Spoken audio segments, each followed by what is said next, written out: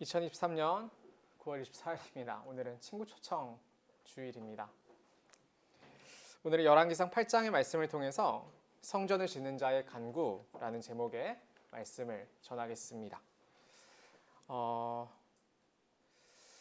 열왕기상 8장은 솔로몬이 드디어 성전을 다 완공한 이야기입니다. 성전을 다 짓고 다윗성에 위치해 있던 언약궤를 성전에까지 모셔드린 사건이 여기 8장에 나타난 사건입니다. 여호와 하나님의 집이죠, 성전은. 그런데 여호와 하나님 그 자체를 상징하는 언약궤를 모셔드렸으니까요. 집을 다 지었고 주인이 그 집에 들어왔으니까 진짜 성전이 성전다워진 것이죠. 하나님의 집이 하나님의 집다워진 그러한 사건이 여기 8장의 사건입니다. 여호와 언약궤는 여러 가지 이름을 갖고 있습니다. 증거궤, 궤, 여호와의 궤, 여호와의 보좌 등으로 불리게 되는데 궤라는 말이 무엇인지를 모르죠. 현재는 궤라는 말을 쓰지 않으니까요. 궤라는 말은 상자라는 뜻입니다. 상자, 함 이런 뜻을 갖고 있어요. 그러니까 여호와의 궤라는 것은 그 속에 무언가 들어있다는 것을 함의하고 있는 겁니다. 여호와 하나님이 나타내는 상징물이 이 궤라니까 상자니까 상자 안에 무엇이 담겨 있을까 봤더니 8장 9절에서 두 돌판 외에는 아무것도 없다 그렇게 기록하고 있습니다. 돌판 외에는 아무것도 없다. 하나님이 시내산에서 베푸신 십계명이라는 돌판 외에는 아무것도 없더라. 이것이 기록입니다. 열왕의 기자가 돌판 위에 아무것도 없다고 기록한 까닭이 있습니다. 하나님은 출애굽한 이스라엘 백성들에게 성막을 짓도록 허락하셨고 명령하셨습니다. 성전에서와 마찬가지로 성막의 핵심도 언약궤입니다. 하나님이 계셔야 의미가 있는 것이죠. 성막이든 성전이든요. 교회도 마찬가지 않습니까? 여러분의 신앙생활도 마찬가지죠. 껍데기가 얼마나 화려하든지 대단하든지 하나님이 계셔야 의미가 있는 것입니다. 아무리 집을 잘 지어놔도 하나님이 살지 않으면 아무것도 아니기 때문에 하나님 자체를 상징하는 이 언약궤는 굉장히 중요한 겁니다. 그런데 그 안에 뭐만 들어있다? 돌판만 들어있다. 십계명만 들어있다. 이것입니다. 그런데 처음에는 십계명만 들어있는 것은 아니었습니다. 성막에 있었을 때는 십계명 이외에도 두 가지가 더 들어가 있었습니다. 혹시 아십니까? 옆에 보지 마시고요. 혹시 십계명 이외에 들어있는 게 뭔지 아세요? 그래요. 만나가 담긴 금 항아리와 대제사장 아론의 싹이 돋은 지팡이 그 두 가지가 더 들어있습니다. 근데 이제 와서는 이런 것은 다 빠지고 언약의 돌판들만 남게 되었습니다. 그 이야기를 한번 해보려 합니다. 지금 빠졌지만 만나를 담은 이 금 항아리가 있다고 했잖아요. 이 만나라는 것이 무엇이냐면 만나라는 건 굉장히 놀라운 음식입니다. 광야 생활을 했던 이스라엘 백성들의 광야라는 것은 아무것도 존재하지 않는 곳이죠. 황량한 사막이고 벌판입니다. 돌밖에는 모래밖에는 존재하지 않는 그런 곳입니다. 그런데 그곳에서조차 이스라엘은 한 곳에 제대로 정착하지 못했고 그러니까 밭을 일구지 못했고 땅을 제대로 농사짓지 못했고 떠돌아다녔습니다. 그런 이들에게 먹을 것은 얼마나 불분명한 미래입니까? 먹을 것은 가져왔던 것은 점점 떨어져 가고 물조차도 어쩌다가 오아시스라도 발견해야 그때서야 충당할 수 있었으니까 얼마나 열악한 환경을 살았습니까? 그런데 그런 광야 생활을 책임지시는 대표적인 하나님의 은혜가 무엇이냐면 만나입니다. 광야 생활 40년 동안 그들이 가나안 땅에 들어가서 첫 추수를 하기까지 한 번도 빼놓지 않고 하나님이 허락하신 매일의 양식 그것이 만나입니다. 하나님이 책임져 주신 것이죠. 이 만나의 의미를 생각해 봐야 되는데 신명기에서는 이렇게 이야기했습니다. 신명기 8장 3절입니다. 우리 다 같이 한 목소리로 읽어보겠습니다. 시작.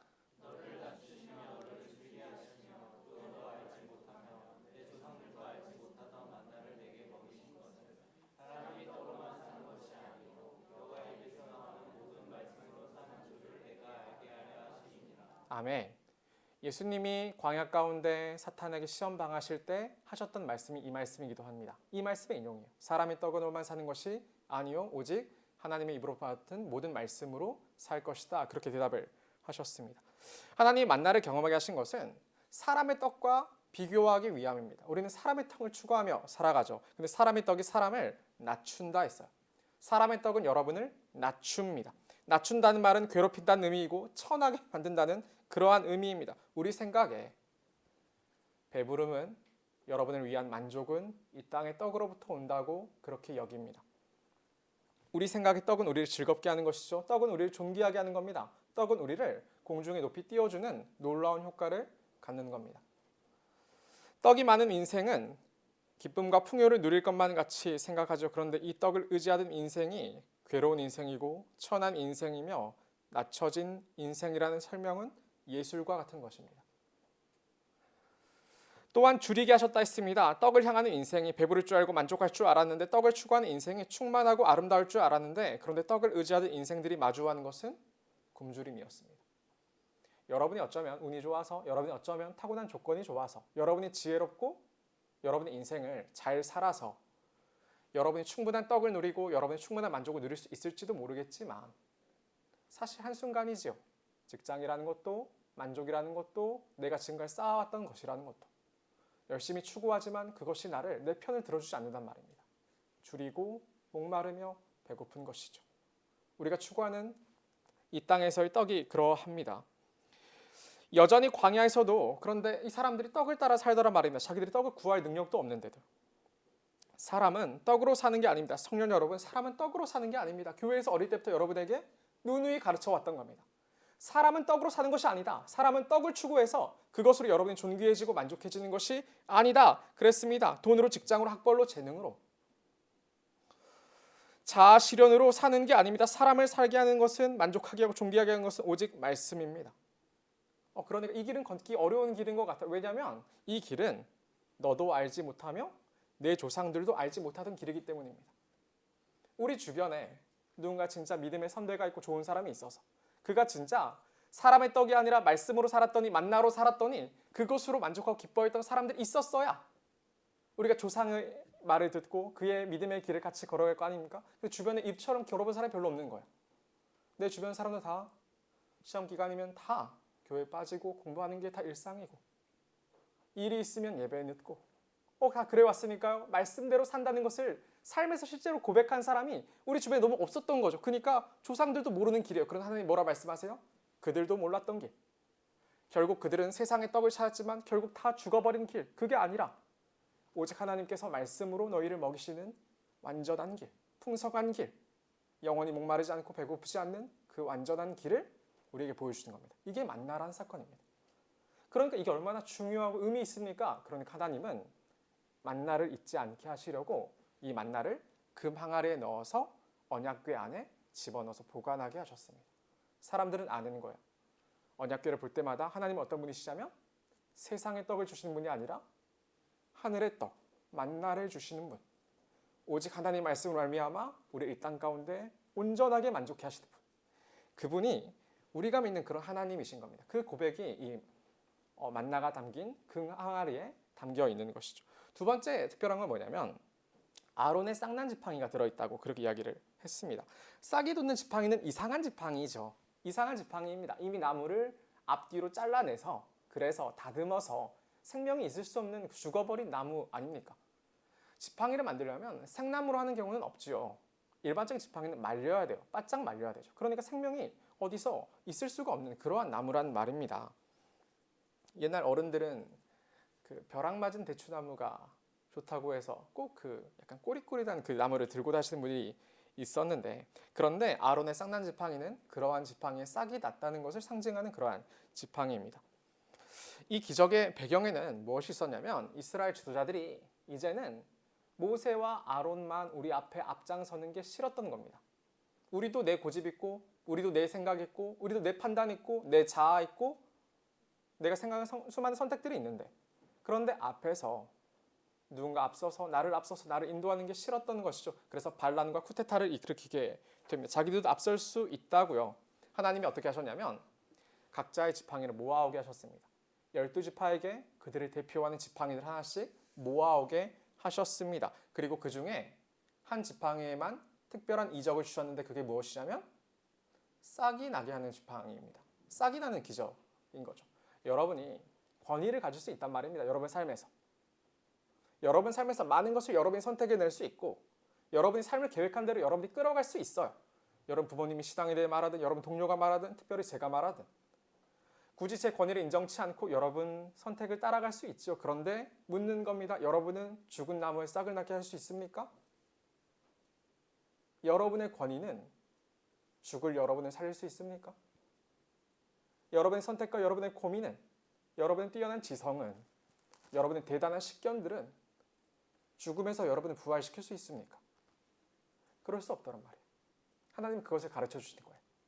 대제사장인 아론의 지팡이에만 그 죽어버린 나무에 죽음 가운데 부활이 있다는 것을, 오직 하나님을 따르는 자만이 죽음을 이기고 부활할 것을 보이시기 위하여 아론의 지팡이에 싹이 돋고 열매가 맺게 하십니다. 이 놀라운 지팡이가 이 언약궤에 담겨 있는 것이죠. 하나님을 따르면 죽을 몸이 반드시 부활한다. 아무리 노력하고 애써도 우리는 죽음을 향할 뿐이지만, 그러나 반드시 부활함을 보이기 위해서요. 그런데 이토록 대단한 것들이 다 없어지고 어느새 언약의 두 돌판만 남게 된 것이죠.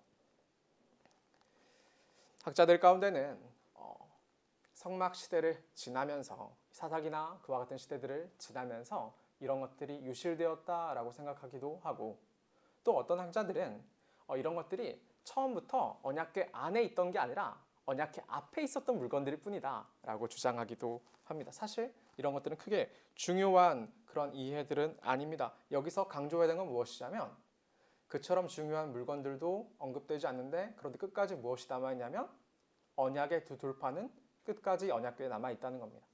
그것을 강조하기 위한 이야기인 거죠. 언약의 두 돌판이랍니다. 열왕기서 8장 9절입니다. 제가 읽어보겠습니다.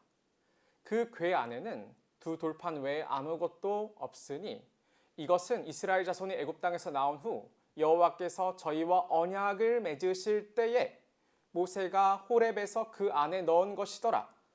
호렙이란 건 시내산을 이야기한 것. 시내산에서 하나님 앞에서 이 두 돌판을 받아오지요. 모세가 언약을 맺으실 때에 그때 모세가 호렙에서 그 안에 넣은 것이더라. 이것이 강조된단 말입니다. 여호와 하나님이 여러분과 언약을 맺어 주십니다. 이것이 무엇보다 중요해. 언약이 담긴 것이니까요.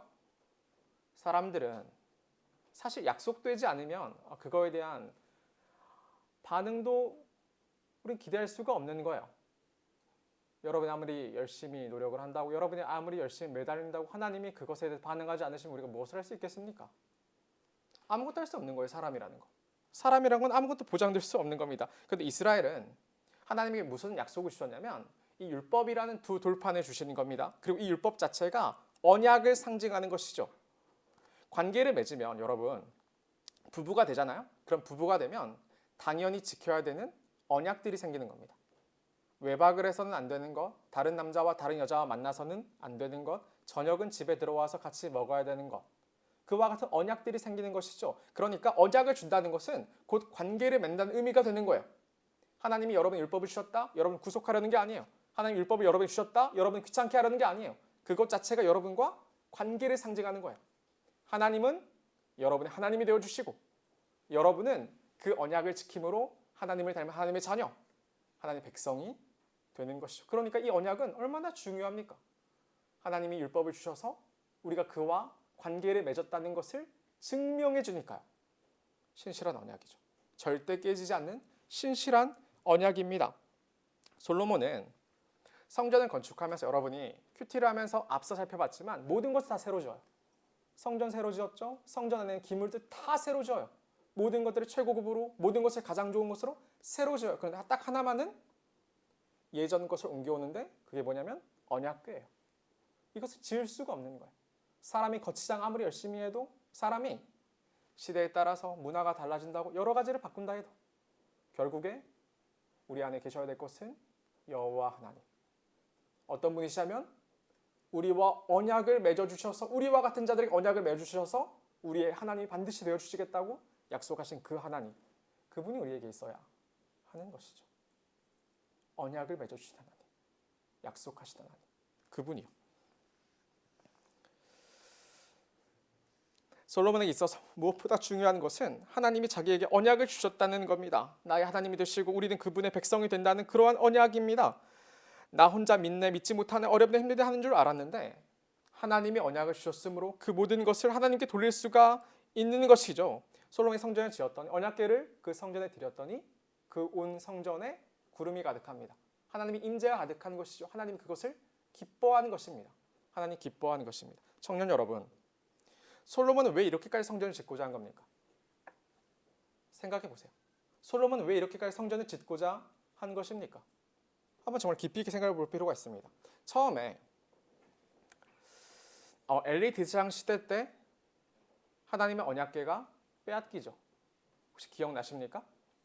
엘리 대제사장 시절 때 블레셋과의 전쟁에서 패배한 다음에 언약궤를 빼앗깁니다. 그 다음에 이 언약궤가 어떻게 되냐면 방치돼요. 사울 왕 때는요.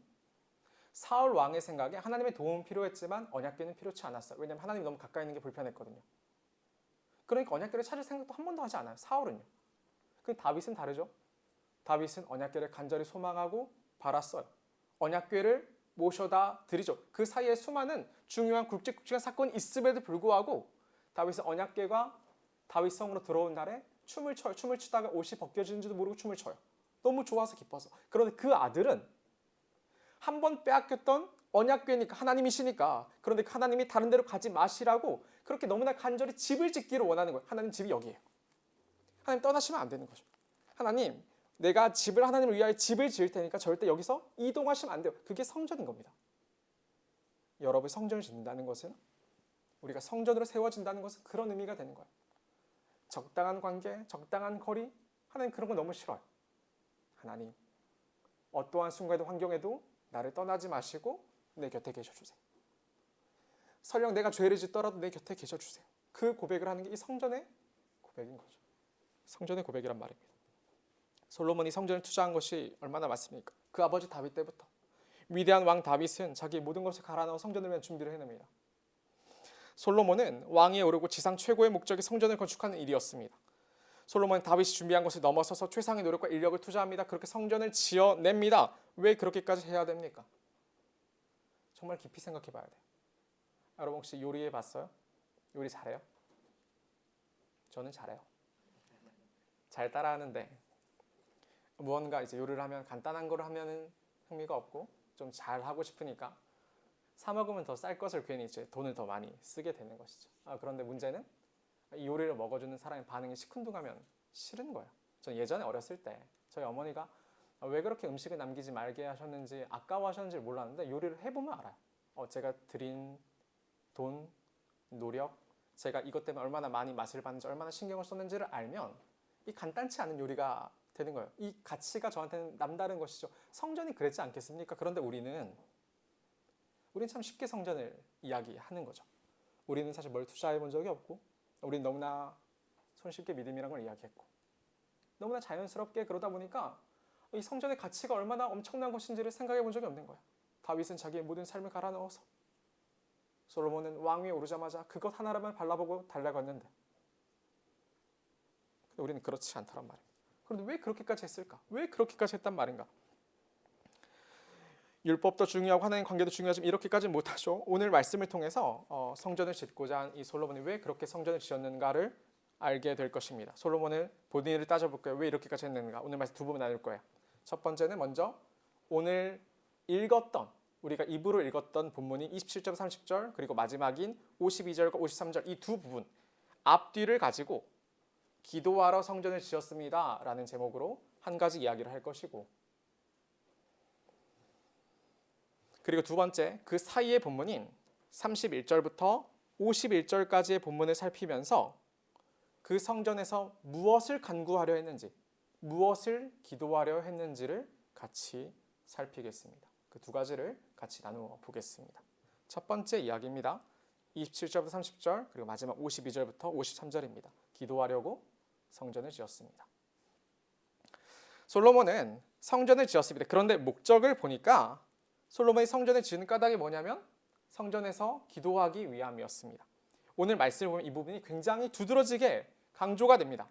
27절과 28절입니다. 여러분 같이 한번 읽어보겠습니다. 27절과 28절 시작.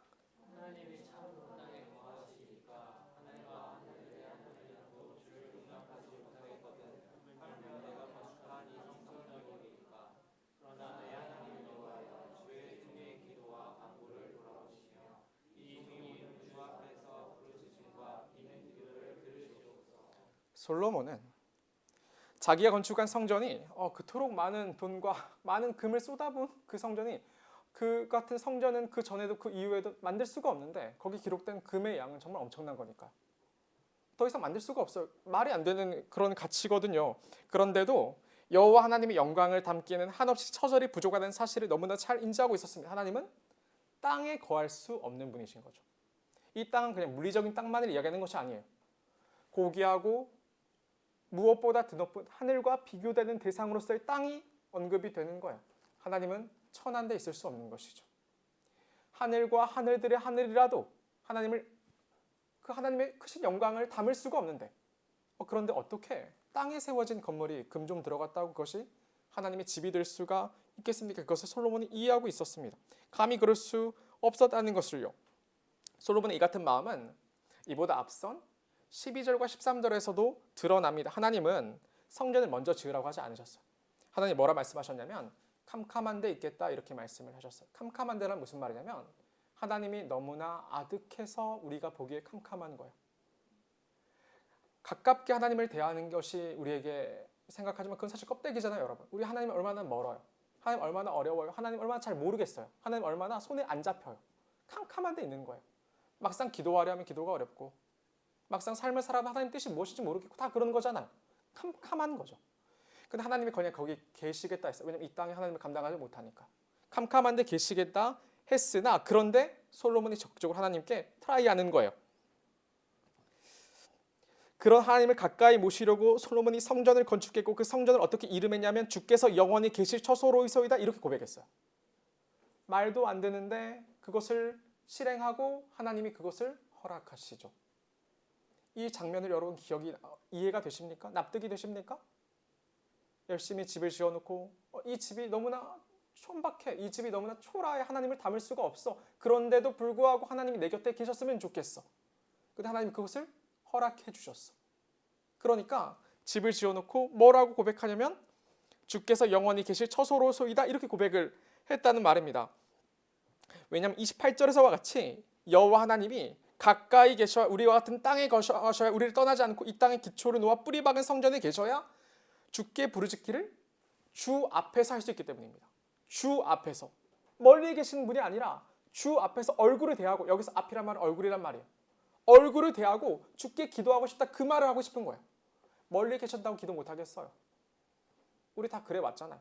기도하면서 사실 누구한테 기도하는지도 모르고 습관적으로 대표 기도하면서 그래 왔고 그런데 무슨 간구를 하고 싶은 거냐면 이 솔로몬이 무엇을 원했냐면 주 앞에서 기도하고 싶은 거예요. 여러분 솔로몬이 기도를 몰랐겠습니까? 기도를 안 해왔겠습니까? 계속해서 해온 겁니다. 솔로몬은 익숙한 것이죠. 그런데 솔로몬은 하나님 어디 가지 마세요. 절대로 떠나지 마세요. 가장 가까이에 계셔주세요. 제 기도를 반드시 들어주세요. 솔로몬이 성전을 지은 까닭입니다.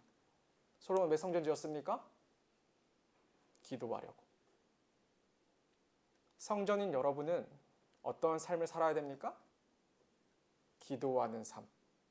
여러분이 교회에 와서 신앙을 갖고 여러분이 누릴 유익은 무엇입니까? 기도할 수 있다는 것. 내 모든 삶을 가지고. 성전은 기도하는 집입니다. 기도하는 집이라는 표현은 누차 반복되어 표현되었습니다.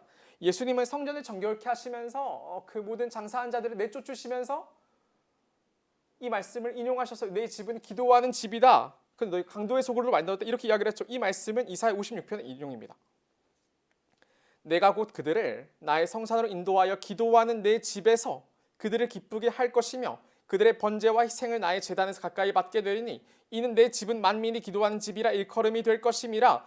이사야에서 여호와 하나님은 내 집은 만민이 기도하는 집이라 일컬음을 받는다고 말씀을 하셨어요. 근데 그 앞선 말씀들이 뭐냐면 누가 와서 기도하냐면 이방인이 와서 기도해요. 이방인이 와서 기도해요. 누가 와서 기도하냐면 죄인이 와서 기도하죠. 장애인이 와서 기도해요. 원래 그들은 받아들여지지 않는 자들이에요. 그런데 만민이 기도하는 집이라 그렇게 말씀을 하시는 거예요. 여호와 하나님이. 우리가 하나님과 멀어집니까? 하나님이 어렵습니까? 하나님이 정말 우리가 지은 죄들 때문에 하나님께서 우리와 전혀 상관치 않으실 것만 같습니까? 그런데 이 말씀이 여러분의 위로가 돼야 되는 거죠. 이 집은 만민이 기도하는 집이다. 하나님이 여러분에게도 믿음이란 걸 주시고 하나님 우연히 없으신 하나님께서 오늘도 여러분을 불러서 여러분에게 복음을 드리신 까닭은, 여러분의 성전 삼으신 까닭은 여러분도 기도할 수 있게 하려고. 그것을 말씀하신 겁니다. 그것을 말씀하셨습니다. 사람들은 다 돈을 의지하지만, 사람들은 다 자기 건강을 의지하여 자기 삶이 괜찮고 자기 내일이 있을 거라 생각하지만, 사람들은 자기의 직장이 자기 갖고 갖지 못한 것이 그것이 자기를 판단하다고 생각하지만, 오직 하나님을 의지하는 자들, 하나님 기도하는 자들, 성전된 자들, 그것이 우리에 대한 정의입니다. 정의입니다. 청년 여러분, 그래서 성전은 기도하는 집인 것이죠. 솔로몬이 기도를 많이 했어요. 얼마나 예배도 많이 드렸습니까? 1천 번제를 보면 그렇잖아요. 그런데 포인트가 다른 거예요. 1천 번의 번제를 드린다. 여러분 중에 1천 번제라는 것을 작정해 본 자들이 있는 거죠. 그런 것들을 해요. 작정 헌금이라는 것도 하고, 무슨 문제가 생기면 특별히 새벽 예배에 나오게 되고, 특별 새벽 기도라는 명목으로 어떻게든 이렇게 나오긴 하는 것이죠. 그런데 여러분 혹시 그것들이 하나님께 받아들여진다고 생각했습니까? 제가 몇 번 이제 이야기를 했던 것 같은데, 저는 제가 어릴 때부터 교회에 다녔는데, 어릴 때 헌금을 드리잖아요. 그러면 꼭 엄마가 제 손에 헌금을 주셨고, 중학교 이후부터는 제 용돈에서 11조도 하고 감사헌금도 하고 이제 모든 헌금을 다 내게 된 거죠. 그럼 그때는 헌금이 어떻게 쓰이는지를 제가 모르니까, 교회를 운영하고 이런 데 쓰인다고 몰랐으니까, 목사님이 이제 설교할 때처럼 가운을 입고 높은 산에 올라가서 하늘을 향해서 이렇게 헌금함을 들면 천사가 내려와서 그것을 받아간다고 생각했어요. 어릴 때, 중학생 때. 너무 순진했죠. 그때 믿음이 굉장히 좋았는데, 그때 의심하지 않고 믿었기 때문에, 근데 누가 그렇게 말하는 것도 아닌데 그런 이미지를 제가 갖고 있어요. 하나님이 받아주시는구나. 근데 나중에 알고 보니까 이 헌금이라는 게 교회 내에서 이런 전기를 쓰고 이런 시설을 유지하고 저 같은 사역자를 고용하고 그와 같은 일들을 쓰는 거죠. 그러면 생각해 보는 겁니다. 정말 우리가 드린 헌금은 하나님께 받는 것인가? 우리의 삶을 하나님이 받아주고 계신 것인가? 우리의 헌신은, 우리의 봉사는 그러한가? 의문이 드는 것이죠. 그러니까 사람들은 점점 그것에도 확신이 없으니까 헌금이 아깝고, 헌신하지 않고 봉사하지 않고 내 모든 시간과 내 모든 이기심을 더 앞세우고, 그렇지 않습니까? 그러니까 무슨 요점이 무엇이냐면, 여러분이 얼마나 하느냐가 아니라 하나님 정말 받아주시냐, 그게 요점이라고. 신앙생활은 그런 거죠. 신앙생활은 하나님이 받아주시는가, 하나님이 제물로 표현되는 나를 받아주시는가, 무엇보다 중요한 문제입니다. 그런 중에 여호와 하나님이 만민이 기도하는 집이라고 하시면서 여러분 성전에 불러주신 겁니다. 여러분, 이 말씀이 여러분 이해가 되십니까? 여러분 이 만민 가운데 돌아서서 여러분이 속하지 않을 자신이 있습니까? 그렇지 않은 것이죠. 그게 여러분을 향한 하나님의 뜻이 되는 겁니다. 솔로몬이 간구합니다. 하나님 기도를 들어주실 것을 간구합니다. 저기 하늘에 계신 하나님, 영광으로 재면 하늘의 하늘들이라도 하나님을 감당할 수 없는데 땅 위에 집을 마련해 놓고 하나님 거기서 결코 떠나지도 마시고 영원히 함께 계셔달라고 소망합니다. 솔로몬 하나님 곁에 모시고 의지하고 사랑하고 간구하고 싶은 것이죠. 여러분도 그렇지 않습니까? 사실은 눈 감으면 정말 기도하고 싶잖아. 사실 여러분 정말 뜨겁게 기도하고 싶잖아. 근데 눈 감으면 잡생각만 나고, 기도라는 것이 그런 것이 반복되다 보니까 기도할 용기도 나지 않고 그냥 눈 감았다가 남들 끊치면 끝이고. 아니요, 그게 아닌 거죠. 그게 아닌 거예요. 우리의 소망은 그런 게 아닌 거예요. 하나님은 솔로몬에게 성전 짓는 것을 허락해 주셨습니다. 원하건대 주는 눈을 들어 종의 간구함과 주의 백성 이스라엘의 간구함을 보시고 주께 부르신 대로 들으시옵소서.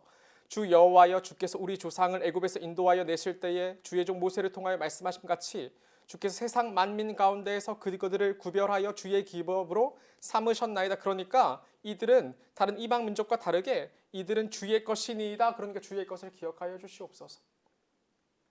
주의 보호 아래, 주의 날개 아래 있어야 될 자들입니다. 그러니까 그들의 기도를 어느 것 하나 흘리지 말아 주시옵소서.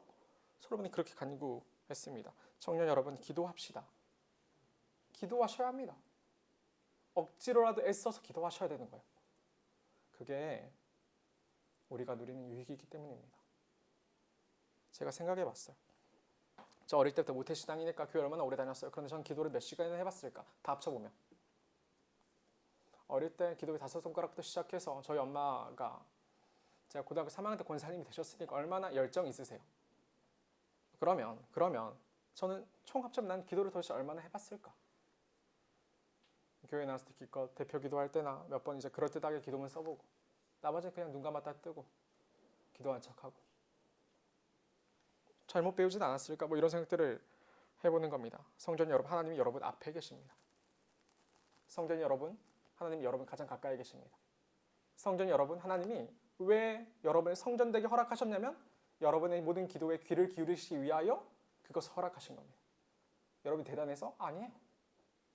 여러분 신앙생활 잘 해와서 그런 것 따위가 아니에요. 여러분 기도를 들어주시려고 여러분의 성전임을 허락해 주신 겁니다. 그게 하나님이십니다. 그게 하나님이신 것이죠. 삶을 살아가다 보면 하나님과 멀어지는 것이 참 쉽습니다. 십상이에요. 저도 마찬가지예요. 부족하고 연약한 믿음을 가진 흔들리는 여러분들은 더 심하겠죠.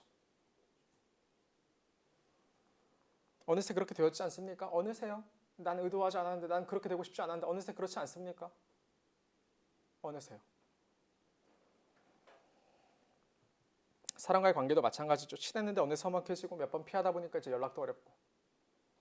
그렇죠. 그렇게 되는 것 아닙니까? 눈에 보이는 사람과도 그런데 매번 부딪히는 사람들과도 그러는데 하나님은 또 갑자기 얼마나 멀어집니까? 얼마나 그래요? 그럼 기도가 어려워지죠. 기도가 닿지 않을 것만 같죠. 그렇게 되는 겁니다. 하나님은 저 멀리 캄캄한 곳에 계신 분이 아니십니다. 우리가 기도할 수 있는 특권이 얼마나 대단한 것인지 우리 기도를 들으시려고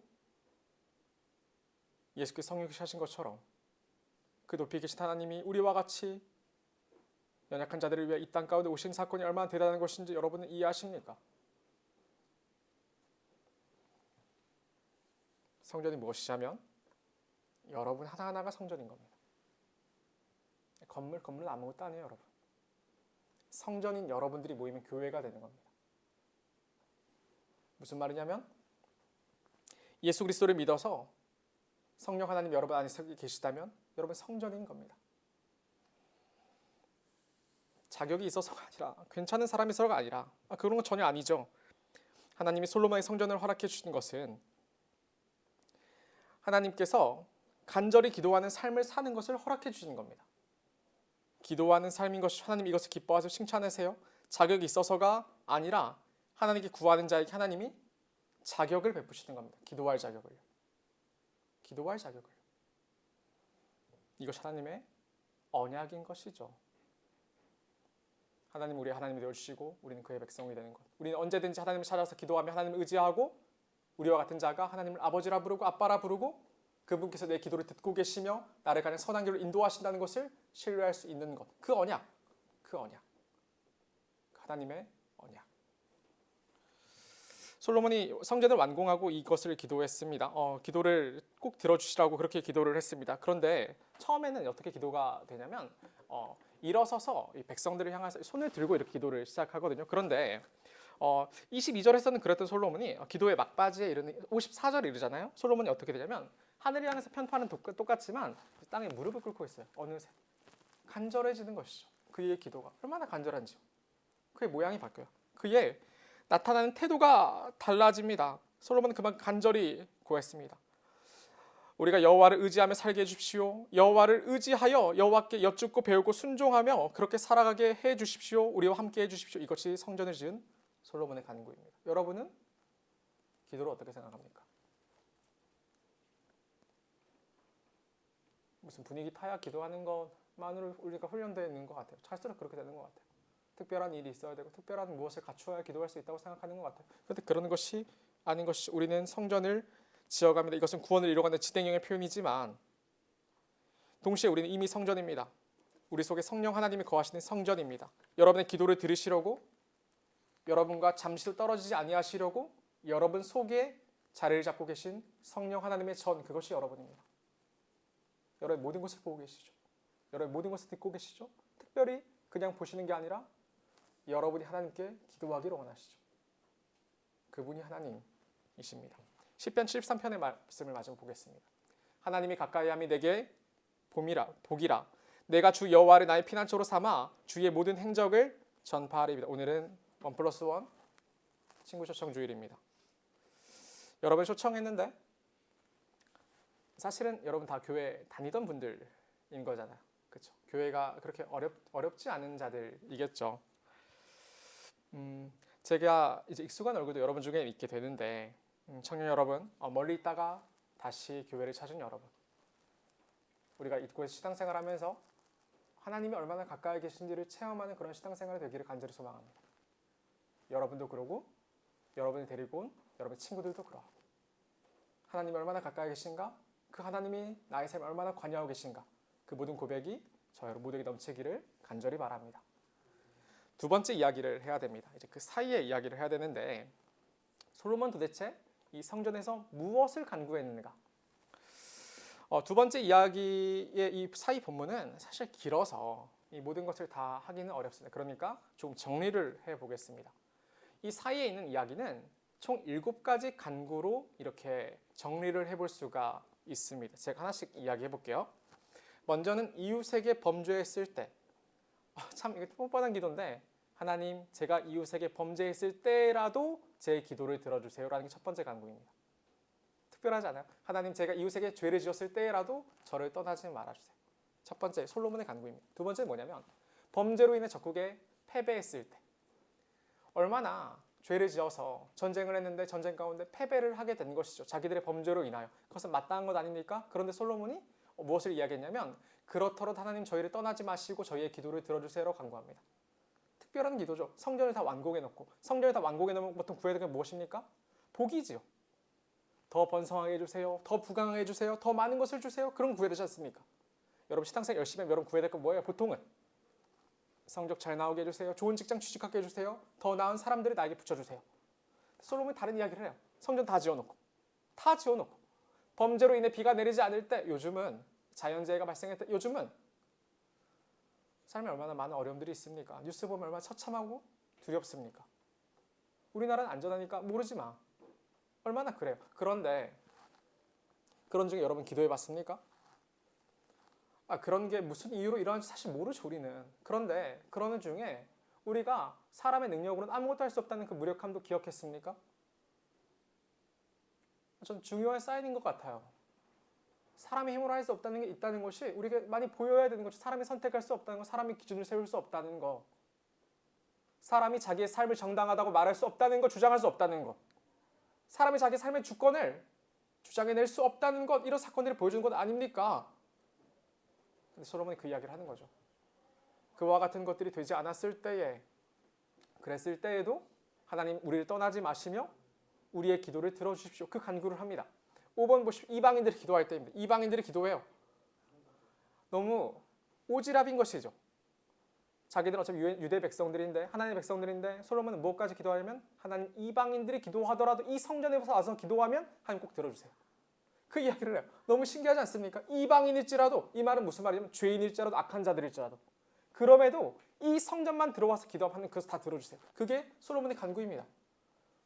적국과 싸우려 할 때, 적국에 사로잡혀 나갈 때, 여러분 이것은 먼 미래에 일어나는 일들이죠.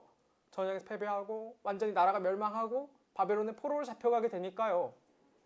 그런데 그때에도 성전에서 기도하면 하나님 모든 것을 다 들어달라고 간구합니다. 그러니까 여러분 솔로몬은, 이 솔로몬의 간구의 키워드를 살피면 죄인 것이죠. 죄를 지어도 여호와 하나님 나를 떠나지 마시고 여전히 내 가까이 계셔주세요. 제가 하는 기도하겠습니다. 하나님 제 모든 기도를 들어주세요. 하나님 저와의 관계를 그렇게 여겨주세요. 솔로몬은 아직 일어나지도 않은 일들을 놓고 여호와 간구하면, 이때의 솔로몬은 굉장히 경건해요, 여러분. 이때의 솔로몬 죄가 있어봤자 얼마나 있었겠습니까?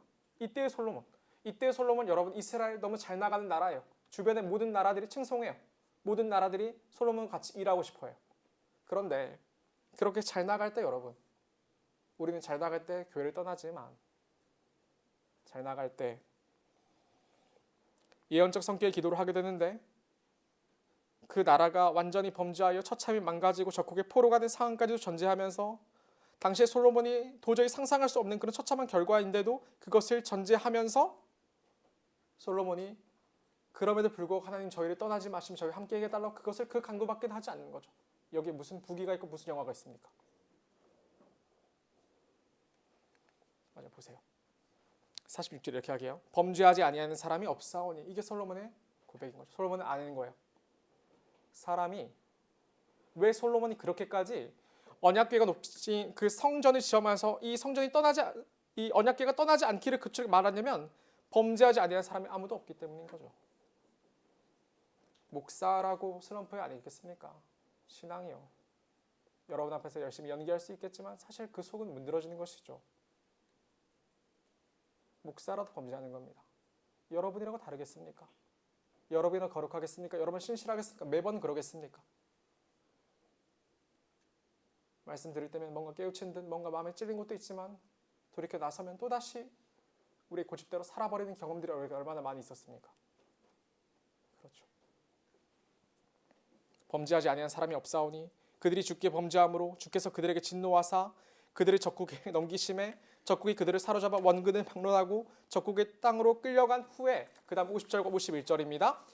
주께 범죄한 백성을 용서하시며 주께 범한 그 모든 허물을 사하시고 그들을 사로잡아 간 자 앞에서 그들로 불쌍히 여김을 얻게 하사 그 사람들로 그들을 불쌍히 여기게 하옵소서. 그들은 주께서 철품을 같은 애굽에서 인도하여 내신 주의 백성 곧 주의 소유가 됨이니이다. 그들은 주의 것입니다.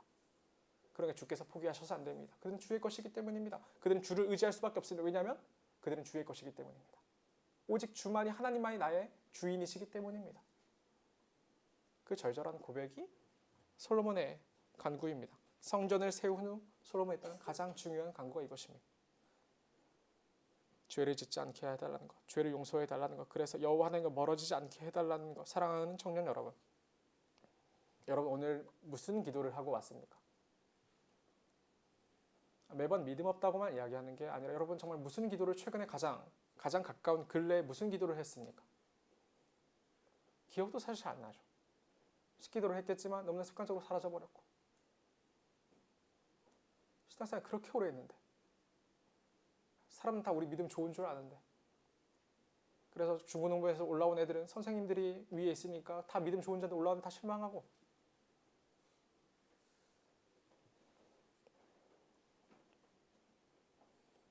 우리는 이처럼 여호와 하나님과의 관계를 간절히 사모하고 있습니까? 솔로몬이 성전에 모셔드린 언약궤에는 언약의 돌판이 있었습니다. 그것에는 십계명이 기록되어 있었는데 출애굽기 20장 22절에는 이 언약의 말씀 십계명의 시작을 이렇게 기록하고 있습니다. 나는 너를 애굽 땅 종되었던 집에서 인도하여낸 네 하나님 여호와니라. 이것으로 모든 관계가 정리가 되는 것이죠. 나는 네 하나님 여호와다.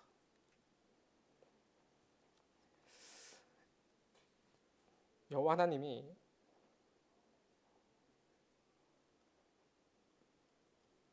죄의 종이었던 이스라엘에게 베푸신 언약입니다.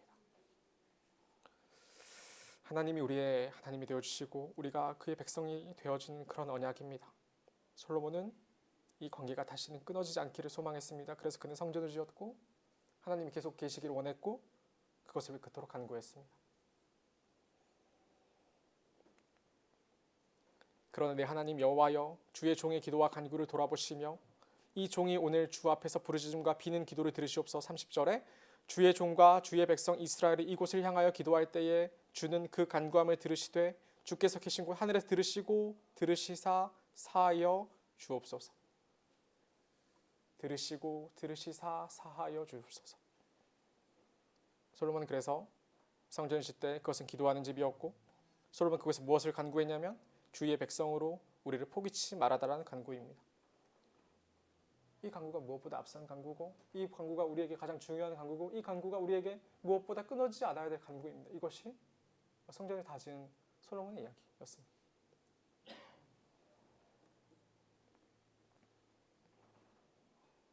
청년 여러분, 죄는 하나님 관계를 자꾸 멀게 만들죠. 어느 순간 무슨 교회 나와서 무슨 대단한 어떤 감정적인 체험을 하고 나면 여러분 막 눈물 흘리고 대단하게 그렇게 회심하고 그럴 것 같지만 여러분 그렇지 않아요. 제가 해봤어요, 여러분. 제가 총신대학교 나왔는데 저는 완전 T니까요. 눈물이라고는 없는데 근데 총신대학교 가니까 찬양을 엄청 뜨겁게 부르는 거예요. 옆에 사람 손잡으라고 하는데 막 옆에 사람 손내서 땀나서 싫은데 근데 손잡으러 하니까 억지로 잡았는데 이제 막 우니까 막 감정이 휩싸서 막 우는 거예요. 울고불고 막 기도하고 막 하는 거죠. 근데 그게 딱 끝나고 그 감정이 딱 씻고 딱 나오는 순간 다 똑같은 현실로 돌아와 버리고 말죠. 어느 순간이요, 여러분. 그때 은혜라는 걸 받은 줄 알았는데 사실 은혜는 찾은 데가 없고 그렇지 않습니까, 여러분? 그런 것이죠. 우리는 죄를 짓습니다. 죄는 하나님과의 관계를 멀게 만들어요. 친구와 싸우고 엄마 아빠와 싸우고 가까운 누군가와 싸우고 교회에 오면 기도가 잘 되지 않지요. 그렇죠. 기도하고 싶지 않아요. 음란과 문란 가운데 살다가 교회에 오면 교회가 어디서 기도가 되겠습니까? 그럴 리가 없는 거예요. 경건하지 않게 살다가 욕을 입에 달고 살다가 돈에 목매고 살다가 술과 담배에 찌들어 살다가 교회에 오면 무슨 기도가 되겠습니까? 얼마나 하나님 멀어 보이겠습니까? 당연한 건 아닙니까? 다 그렇죠, 여러분. 여러분 욕망과 자아 실현 위에 살다가 교회에 나와서 말씀드리면 얼마나 드리겠습니까? 얼마나 불편하겠어요. 다 그런 것 아닙니까? 그런데 그런 죄 가운데 하나님 앞에 나아가는 것은 참 염치 없고 어려운 것입니다. 솔로몬은 그래서 간구하는 겁니다. 그러니까 간구하는 거라고. 범죄하지 않는 사람이 아무도 없으니까. 그러니까 이것을 간구해야 하는 겁니다. 그러므로 청년 여러분, 하나님과 멀어지지 않도록 간구하십시오. 절대로 끊어져서는 안 되는 여러분의 기도 제목으로 삼으십시오. 매일 아침 이것을 간구하고 여러분이 가장 점검해야 될 것은 하나님과의 나의 거리는 어느 정도인가? 하나님 정말 내 앞에서 내 기도를 듣고 계신가? 난 그것을 믿어서 난 하나님께 열심히 간구하고 있는가? 이와 같은 고백이 저희로 매일의 반복되는 신앙의 고백이 될 수 있어야 하는 것입니다. 말씀을 정리하겠습니다. 사랑하는 청년 여러분, 우리 새 친구 여러분, 놀랍게도 다윗에게는 허락되지 않았고 솔로몬에게 허락된 성전을 건축하는 이 은혜가 우리에게 너무나 손쉽게 이루어져 버렸습니다. 예수 그리스도의 죽으심으로 예수께서 모든 대가를 다 치르셨으니까요. 우리는 너무나 말도 안 되게 믿는다고 고백하고 아멘이라고 대답하면 그것으로 우리의 모든 것이 다 증명되는 것처럼 여겨져 버렸습니다. 그런데 그것이 틀렸다는 말이 아니라 여러분, 그러니까 너무 뭔가를 내본 적이 없으니까 그 가치를 우리가 너무 평가절하하는 것이죠. 세례교육 받으면 여러분, 이번에 세례교육 하는데 가장 많이 듣는 이야기 뭔지 아세요? 이번 세례교육 빨리 끝나요. 물어봐. 세례교육인데 평생 한 번 받는 세례교육은 어떻게 빨리 끝날 수가 있죠? 원래 일주일 내내 교회 나와서 공부했는데 저 그랬던 것 같은데 여러분 안 그러셨나요? 한 주 나 자꾸 그 목사님이 매일마다 학교 끝나고 불러가지고 매일 교육을 시켰거든요. 그리고 나서 모든 것에 대한 그 고백을 듣고 난 다음 했는데 여기 왔더니 만 14세 넘은 사람, 세례 안 받은 사람, 이번에 세례 교육 있으니까 다 나와.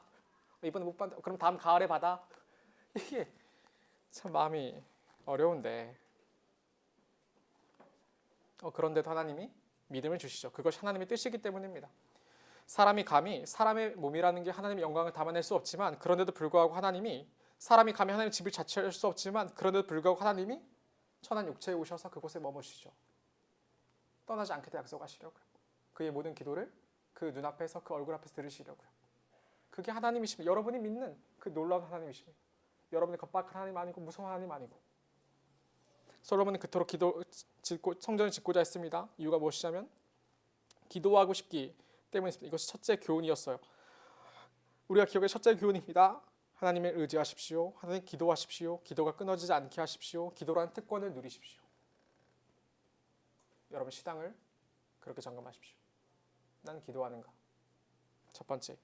둘째 교훈은 무엇이었냐면 여러 기도 제목들이 있는 가운데 가장 간절히 기도해야 하는 것은 하나님과의 관계에 관한 것입니다. 어느새 멀어지는 것이죠. 어느새 기도는 의미 없이 습관으로만 되는 것이죠. 가까워지려는 기대도 없이 소망도 없이 그렇게 신앙생활을 하는 것이죠. 우리는 날마다 죄를 지어요. 저도 마찬가지예요. 이해할 수 없게 우리는 죄를 지어요. 솔로몬은 모든 자기의 타락할 생활들을 들어서 하나님께 죄를 짓는 그 상황에서도 자기에게서 멀리 떨어지지 말아달라고 간구했습니다. 실제로 솔로몬은 나중에 타락하죠. 그런데 이 간구가 얼마나 중요한 간구였겠습니까? 그에게. 나중에 솔로몬의 기록들을 보면 솔로몬은 나중에 되돌아오거든요. 그 엄청난 대단한 타락을 경험하고도 그렇거든요. 저는 이 기도가 너무 중요했다 생각하는 거예요. 그렇게 쌓아왔던 솔로몬의 기도들이. 여러분, 죄를 버려야 돼요. 이겨야 돼요. 죄를 지어도 된다고 말하려는 게 아니에요. 그런데 죄는 하나님을 향하라는 우리의 마음을 낭망시켜요. 죄가 쌓이잖아요, 여러분. 그러면 어느새 여러분 기도하는 거 어려워요. 하나님 만나려고 애쓰지 않게 돼요. 적당히 살아도 괜찮은 줄 알아요. 여러분 죄가 그래요. 그러니까 더욱더 기도해야 돼요. 하나님과의 관계를 위해서. 저 여러분 모두가 성전이 되어서 기도가 끊어지지 않으며 날로 하나님과 관계가 깊어지고 사랑하는 관계가 되기를 우리 주님의 이름으로 축복합니다. 우리 말씀을 놓고 같이 기도하겠습니다.